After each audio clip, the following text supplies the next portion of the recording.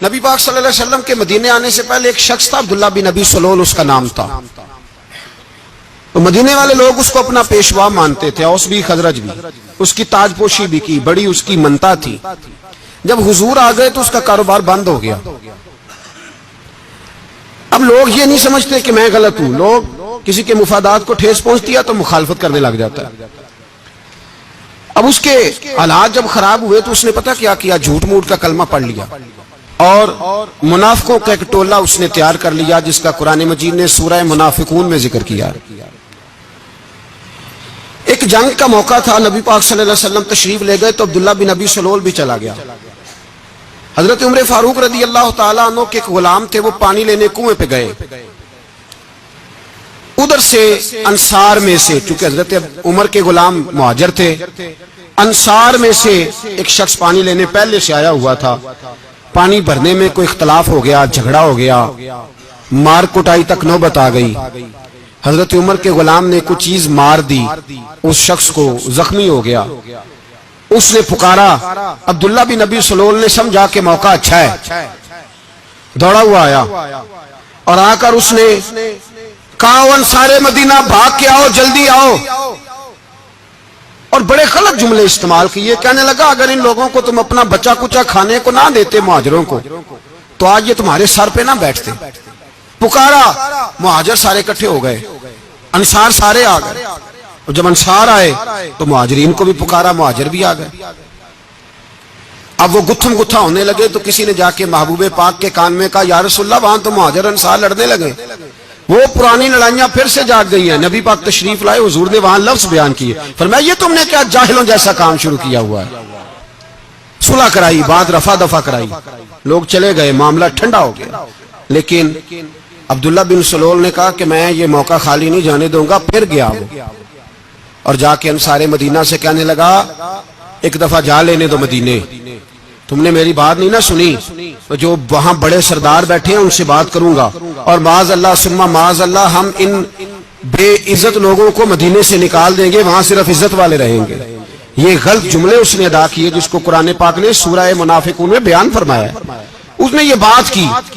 ایک صحابی تھے حضرت زید رضی اللہ تعالیٰ عنہ، وہ سن رہے تھے. آ کے عرض کی، یا رسول اللہ صلی اللہ علیہ وسلم، عبداللہ بن ابی سلول تو اس طرح کہہ رہا ہے کہ مدینے جا کے عزت والے دوسروں کو نکال دیں گے اور تم اگر اپنا بچہ انہیں نہ دیتے تو معاذ اللہ آج ایسا نہ کرتے. حضرت عمر نے بھی سن لیا. حضرت عمر نے بات سن لی، تلوار نکالی اور دوڑے. حضور نے بازو پکڑا، فرمایا کدھر جا رہے ہو؟ کہا یا رسول اللہ اگر آج سزا نہ دی تو کل اور بات بھی کرے گا، اور اگر آج ایک قتل ہو گیا تو باقی سیانے بن جائیں گے. یا رسول اللہ مجھے چھوڑے، میں ماروں گا. حضور نے فرمایا عمر چپ کر، وہ جھوٹ موٹ کا کلمہ پڑتا ہے، لوگ کہیں گے کہ محمد ابن عبداللہ نے اپنے ساتھی مارنے شروع کر دیے. چپ کر، حوصلہ کر، صبر کر، دلیری کر. حضرت عمر کہتے ہیں میری حضور کے کہنے پر میں ٹھہر تو گیا پر وہ میرے اندر جو آگ لگی ہوتی ٹھنڈی نہیں ہو رہی. کہتے ہیں میں چپ تو کر گیا. نبی پاک علیہ الصلوۃ والسلام نے پوچھا عبداللہ بن ابی سلول سے، تو نے یہ کہا ہے؟ کہنے لگا حاشا وکلا، میں نے بات ہی نہیں کی. نا اب لوگ کہنے لگے کہ زید تو نوجوان ہے تو یہ بوڑھا آدمی ہے، چلو صحیح کہتا ہوگا. حضور بھی خاموش ہو گئے.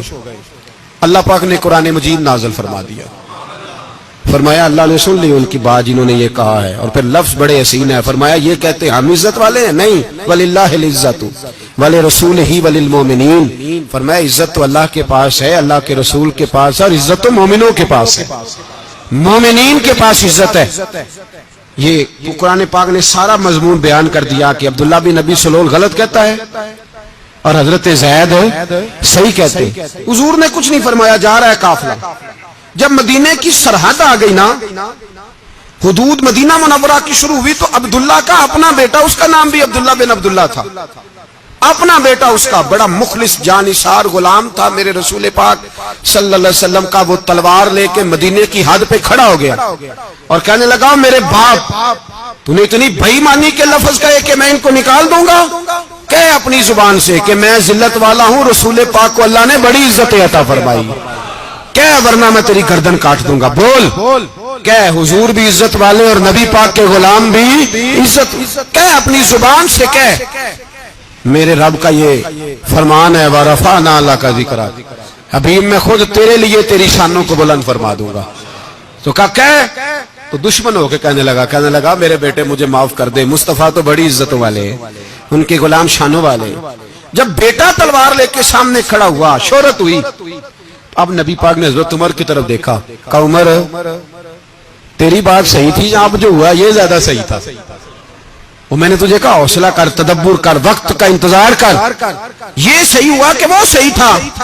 تو حضرت عمر فاروق کہنے لگے یا رسول اللہ میں گواہی دیتا ہوں آپ واقعی اللہ کے سچے رسول ہیں صلی اللہ